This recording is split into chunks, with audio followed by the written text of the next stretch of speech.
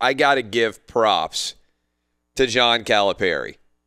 Kentucky's basketball coach may not be able to win championships, and he might have the most talented roster just about every year, and certainly over the last decade, and have dramatically underachieved. But I'll be damned if he didn't dunk all over UCLA in their ham-handed attempt to sign him. One of the challenges in general of going out and hiring a coach is figuring out in the world of college whether you are getting played or whether the coach is actually interested in leaving. And if you were UCLA, you should have known you were getting played the minute you started talking to John Calipari. You think he's going to leave a much better job in Kentucky for a much more inferior job at UCLA, for less money, for a higher cost of living, for worse facilities. As Petros Papadakis tells us, they don't even fly on their own plane, and come all the way across the country and take over UCLA. You are an imbecile. And maybe it was the fact that you were able to hire Chip Kelly that convinced UCLA they were a big-time draw right now. But, man, John Calipari played them like a fiddle. And he got Kentucky to commit to a lifetime contract for him when I don't even think Kentucky should have been afraid that John Calipari was going to leave. One of the challenges of being an athletic director is being willing to call your coach's bluff. And if you were Kentucky, you didn't need to commit to John Calipari for 10 more years. That means you'll have had him for 20 years after a decade. You should have said, look, we pay you more than anybody else does in the country. If you're not happy here, we understand if you want to leave, but you don't deserve more money than Nick Saban. Nick Saban is better at his job. His program in football is infinitely larger than yours in basketball. And if you need to walk, you can walk, but we've paid you as much money as we think is justified to pay a college basketball coach. But Kentucky didn't do that either. Calipari knew that Kentucky's insecure. He played them like a fiddle as well. And as a result, he negotiated his way to a massive contract increase and a guarantee over 10 years that basically makes it impossible for him to ever be replaced. Kentucky can't afford to do it for a decade. It's pretty wild. It's pretty wild to think about in general. Now, there's a lot of talk over the years about how good Nick Saban is. And I just want to give you an example of the importance of football versus basketball. Kentucky cares a lot about basketball, right? Did you know that Kentucky, the University of Kentucky, produces more money in revenue and profit from its football program than it does from its basketball program? That's a wow moment for a lot of people out there. They sit back and, I mean, it just is indicative of how much bigger and better of a business SEC football is than SEC basketball. And in general, how much better of a business college football is than college basketball. Nick Saban makes roughly about what John Calipari does a year at Alabama, despite the fact that Alabama produces every year almost $50 million in profit. Almost $50 million in profit. The entire revenue of the University of Kentucky basketball is around $29 million. So Nick Saban's profit at Alabama for football is almost twice what John Calipari's is. Now, those two guys make the exact same money. All right? Nick Saban's program produces $111 million a year in revenue, nearly $50 million in profit. John Calipari's Kentucky program produces nearly $30 million in revenue, a little rounding error of a profit. If Nick Saban made the same kind of salary as a percentage of revenue as John Calipari, he would be making nearly $35 million a year. So you look at this new John Calipari contract. Nick Saban has won 5 titles in his last 10 years. John Calipari has won 1 title in his last 10 years. And when I look at this John Calipari contract, I say one of two things. Either John Calipari is insanely overpaid or Nick Saban is insanely underpaid. Because there ain't no reason the two of them should be making anywhere near the same contracts, right? So when you break this down, I am just utterly fascinated by the degree to which John Calipari has held the state of Kentucky and their taxpayers and their primary state university hostage here. Because he's been able to get top dollar despite not producing anywhere near top dollar results. And I actually think Kentucky should have called this bluff here. I think they should have said, you know what, you want to leave and go to UCLA, that's fine. We'll go hire somebody younger and go into the future instead of preparing to have, at the end of this contract, a 70-year-old coach. Meanwhile, UCLA. A lot of confidence in UCLA about the quality of coach they were going to be able to hire. Do you know who their top options are now?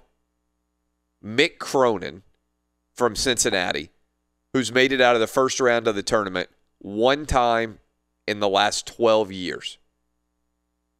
And you look at Mick Cronin and you say, okay, I mean, I guess I can kind of see. I mean, after all that talk about who UCLA was going to hire, you're down to Mick Cronin? I mean, you can't get anybody. And then you got Jamie Dixon at TCU. Now, I really like Jamie Dixon at TCU.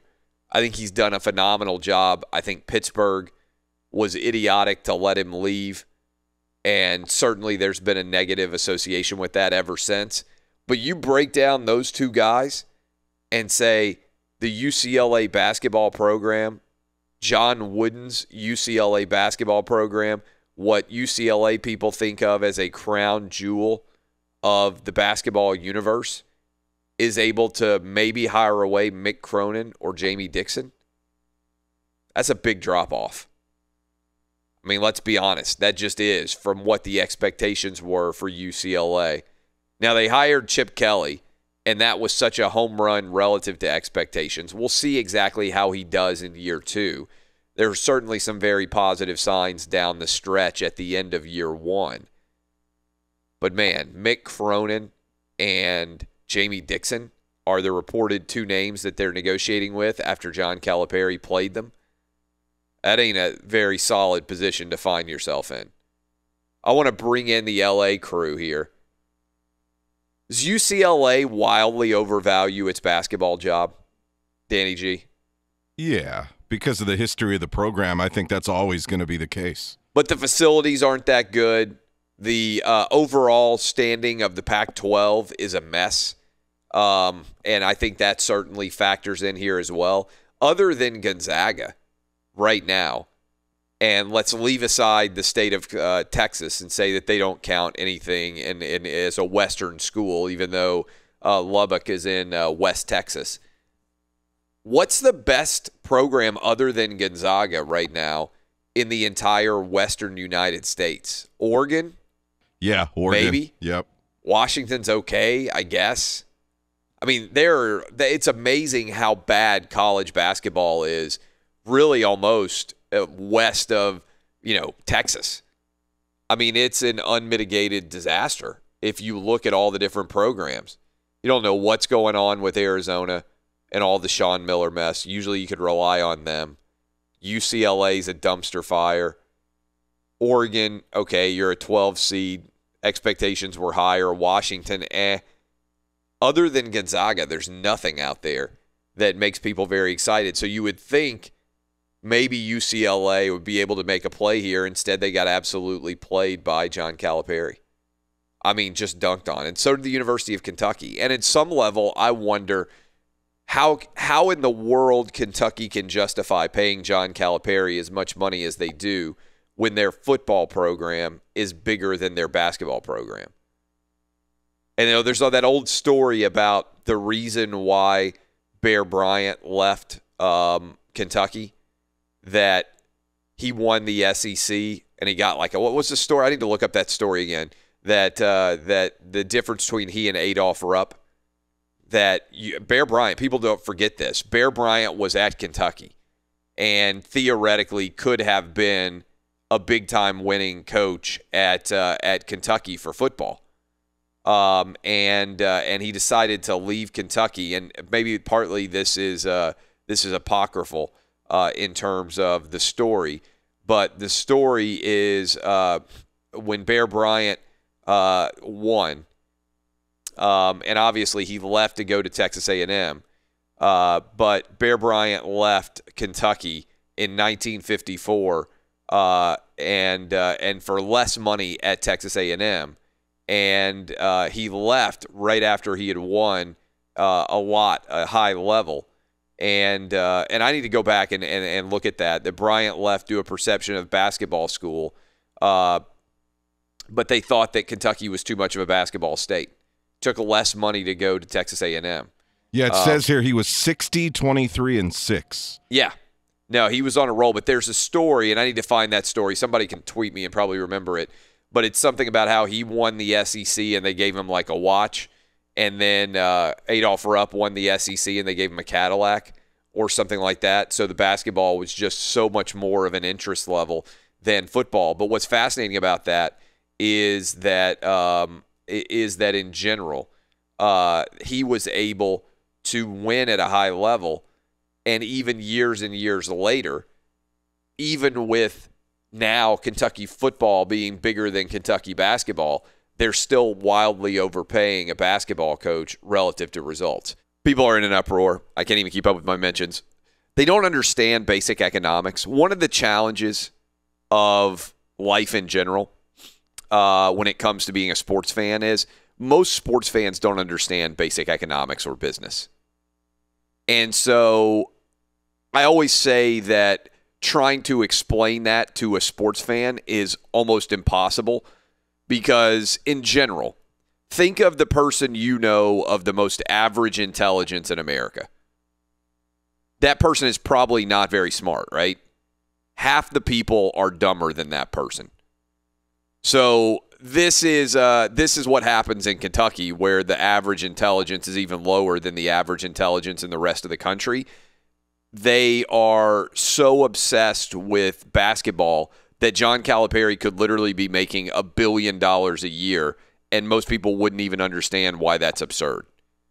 So you try to put it in context with Nick Saban and be like, okay, Nick Saban makes the same amount as John Calipari, even though his job is infinitely bigger in terms of revenue and profit, even though he's infinitely more successful, and Kentucky fans are just burying their head in the sand and not understanding to what extent John Calipari is dunking all over them and all over their state institution. They're not smart enough to understand it. It's difficult. Feel bad for Kentucky fans. But John Calipari played you. If Nick Saban were to sign a lifetime contract with Alabama at this same cost, I would say, you know what? Makes a lot of sense. And Nick Saban, I believe, is signed now through 2025 or whatever it is. But when you look at Nick Saban's impact at Alabama, what he has done for that university is almost immeasurable. Look at the amount of overall applicants that have increased at Alabama. It's an interesting study. Like a lot of times kids out there say, hey, I'm interested in writing a paper on sports or business or the law or whatever. I get emailed about this all the time with questions and suggestions and tips and everything else. And by the way, my favorite thing is when people email me things that are easily Googleable. Like 17-year-old, 21-year-old, whatever it is, high school or college kid. Hey, can you answer the following questions? You could just have written a Google query and found the answer to all these questions instead of emailing me to ask for all the answers to your questions. Learn how to use Google search. Pretty valuable. But Nick Saban has been, in the Alabama football program, the front porch of the University of Alabama. For a long time, the state of Alabama and its institutions in that state, from a college perspective, were kind of a laughingstock, right? If you lived in another part of the country and you're like, yeah, you know what, I really care about my education, I'm going to go to the University of Alabama from out of state, would have been like a record scratch moment. Like if you lived in New Jersey and you were like, or New York State or California, and you're like, hey, I'm thinking about going to further my education. They're like, okay, where are you going? Alabama. Everybody on the East and West Coast would be like a record scratch. Like, what? Really? Alabama now, the University of Alabama, there are more people from out of state than in state that go to the University of Alabama. And the school itself has become one of the top public schools in the nation over the Nick Saban tenure. It's a perfect example of how you use athletics to further the educational mission of a university as a whole. And I'm not saying Alabama is UVA or Alabama is Michigan or Alabama is UCLA or one of the top public institutions, Cal, in the country. I'm not saying that right now. But I'm saying if you look at the trajectory of Alabama over the last 20 years compared to most universities, it's been a tremendous moonshot, rocket to the moon. And it's pretty remarkable to think about. And I don't think Nick Saban has gotten enough credit for what he has meant to the overall academics at the University of Alabama and the impact that he's made on the university. John Calipari and the University of Kentucky, almost zero impact in terms of Kentucky becoming an elite public school institution. Alabama, for all the criticism of Southern schools and everything else, has used Nick Saban's talents to further the educational mission of the university in a way maybe better than anything I've seen since. You know who did this better than anybody? Georgetown with John Thompson back in the day. Georgetown was a sleepy Jesuit institution in Washington, D.C. before John Thompson made the Georgetown Hoyas into a basketball powerhouse. And in the 1980s, Georgetown grabbed a hold of John Thompson's jacket and rode him to elite academic status. It's a fascinating story of how you can use athletics to further academics. What Georgetown did, maybe better than anybody else ever, was use their elite basketball program to further the overall standing of the university. Now, Georgetown's just okay now in basketball, and the Big East is not the same that it was back in the day, but Georgetown managed to turn John Thompson and that program into the front porch of the university, and whatever, Georgetown is now, a top 15 national research institution? One of the 20 best schools in the country. And in 1975, most people wouldn't have even really known very much about Georgetown at all. Well, Alabama's a major research institution already, but the impact that Nick Saban has had is off the charts in terms of what he has done for the university as a whole, while also dominating and winning 5 national championships in the last 10 years. John Calipari makes the same amount of money, and he hasn't had anywhere near the same amount of impact. Partly that's because basketball is not as impactful as football. There are 3 states where basketball is anywhere near as popular as football in this country. North Carolina, although football is more popular, especially if you count the Panthers. Indiana, although I would argue that the most popular team statewide in the state of Indiana in terms of interest is the Colts, meaning if you have a good football team, football still dominates. And Kentucky. I would argue of those 3 states, Kentucky is the only state in America where basketball is more popular than football.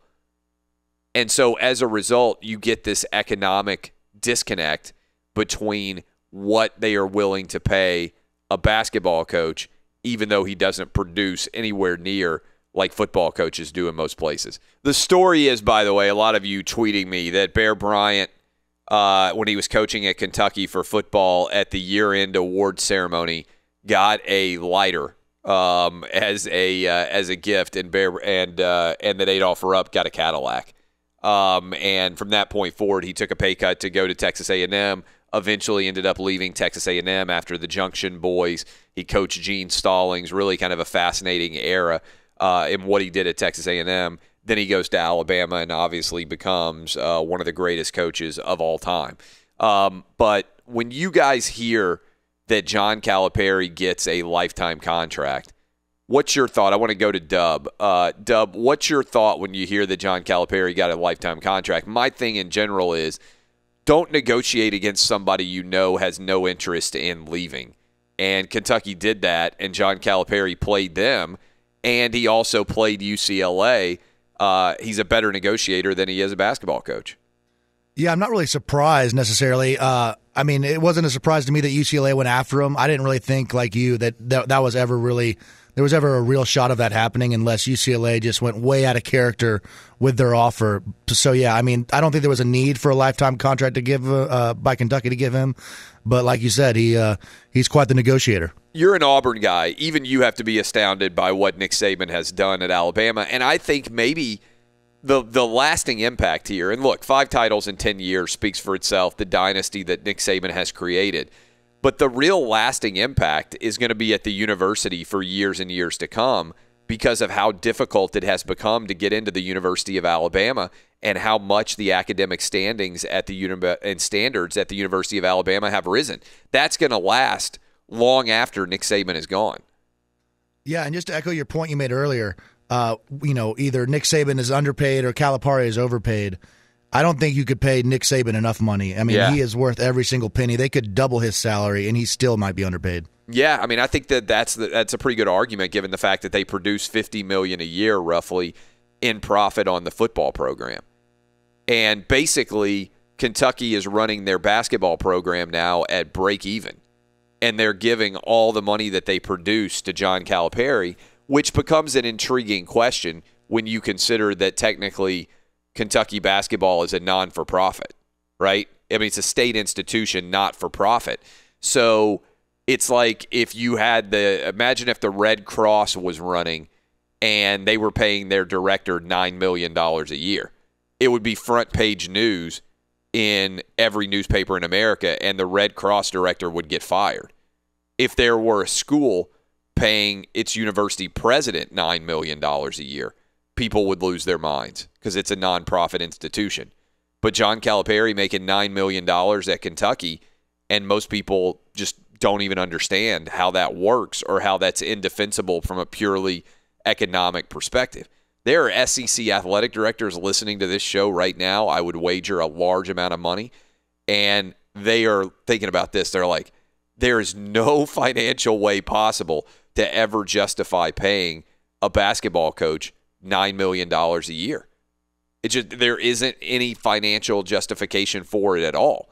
You may not like Nick Saban making $9 million a year, but you look at the profit margin in football and you can understand how that's possible. The next highest paid coach in the SEC makes $3 million a year. This would be like Nick Saban making $30 million a year and the next highest coach in the SEC making $5 million. I mean, that's how much more money John Calipari is making than everybody else. I mean, this is just utterly crazy. Eddie, when you hear this, I mean, you live in L.A., did you kind of roll your eyes at the idea that UCLA was going to get a big-name candidate, and then they've got Mick Cronin and Jamie Dixon out there? To me, Kentucky got played and UCLA got played, but at least Kentucky has a coach. Like, UCLA just looks ridiculous here. I mean, I don't think anyone out here seriously thought that John Calipari was ever going to come to UCLA. I mean, look, the Bruins have their place in history, and what they did in their time was certainly amazing. But that time has long passed. That program is, I mean, it's not even close. It hasn't been for years to anything that could be compared to what it was, and it never will be. That was a different time and a different era and everything else. So, again, unless UCLA was going to just throw an insane amount of money at John Calipari, which they weren't going to do, there was no way he was going to really come here. And as you said, he's a much better negotiator than he is a coach. Yeah, I don't think there's any doubt about that. Now, it's funny, if you follow me on Twitter at Clay Travis, Cowherd's on vacation right now, I believe. But Cowherd tweeted in my mentions yesterday when we were talking about John Calipari, or I guess maybe 2 days ago, maybe on Sunday. I don't know even. Does anybody know where Cowherd is? I think he's out. Gottlieb is in. But Cowherd hopped in my mentions yesterday and said somebody's going to make a big move here. You should be paying attention to it. And let me read his exact tweet, which was I thought pretty funny. I mean, yesterday he tweeted, "Don't be shocked if Cal's name surfaces in the next couple of weeks at another big college gig." The next day, the news breaks about UCLA trying to make a run, and Cowherd retweets, "I mean, even on vacation, breaking news, old school curse word, back to snorkeling." So he must be somewhere warm. But I thought that was pretty outstanding. Must be Hawaii. I think, do we want to weigh in? Do we want to take any calls? Who you got for us, Dub? Yeah, we got John in Nevada on hold. John in Nevada, what's up, my man? Hey, how you guys doing? Excellent. So, Musselman leaves Nevada. You talk about the money. He's going to get $4 million to go to UCLA.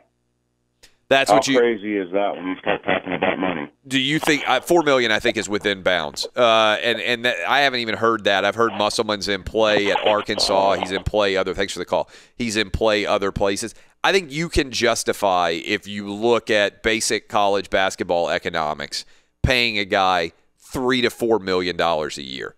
And in fact, I mean, this is not an irrational perspective, right? If you look at the overall salaries, and we'll look at those when we come back, because the USA Today puts out their database of what college basketball coaches make, and I think a high-end college basketball coach in the country is worth between $3 and $4 million on average. And I'll run through some of the salaries to kind of put in perspective.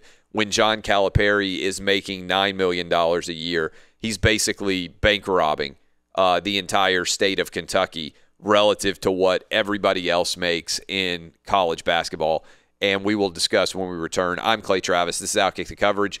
2019 NCAA college basketball coaches pay. All right, this is from USA Today that I'm reading from. This was before his lifetime contract. No telling what he's going to make going forward now.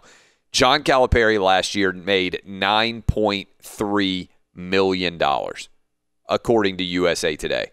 $9.3 million a year. Coach K, total pay, $7 million at Duke. Now, it's a little bit different for a private versus a public school.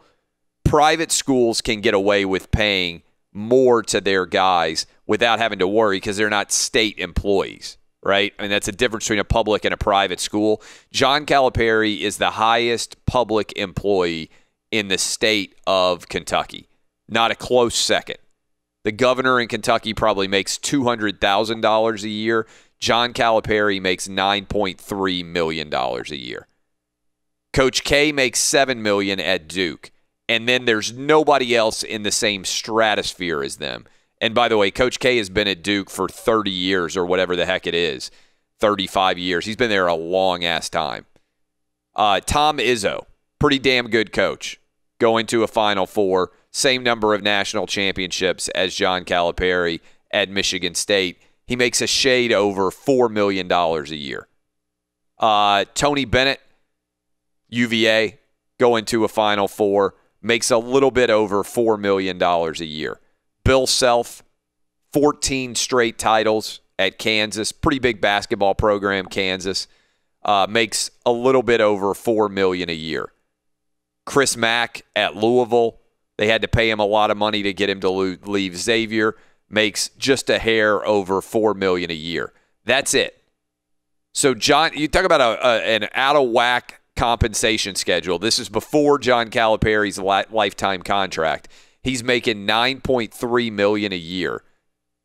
He might be making $10 million a year in his new deal. Coach K, $7 million a year. Nobody else barely makes $4 million a year. So Izzo, Tony Bennett, Bill Self, Chris Mack, Roy Williams. Roy Williams makes less than $4 million a year. 3 national titles at North Carolina. kind of a big job that he's got at UNC.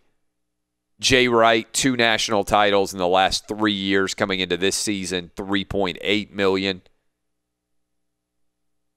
John Beilein, really successful, big-time program at Michigan, $3.6 million a year. So that kind of puts into perspective how much that John Calipari is making. It's just not possible to be justified based on the economics of the situation. Credit to John Calipari. I have no idea who's negotiating against him, because he basically just walked in and held up the athletic department at Kentucky and said, give me all your money, and they gave him all their money. It's crazy. Like, when you guys hear that, I'm just kind of curious. You guys are all objective. When you hear that John Calipari is going to be making nearly $10 million a year on a lifetime contract, and Roy Williams is making under $4 million at UNC, does that not make you go like, how is that even possible? Danny G, when you hear, Roy Williams has won 3 national titles at UNC. Tom Izzo basically, other than Magic Johnson in that era, has made Michigan State basketball relevant, and he makes just over $4 million a year.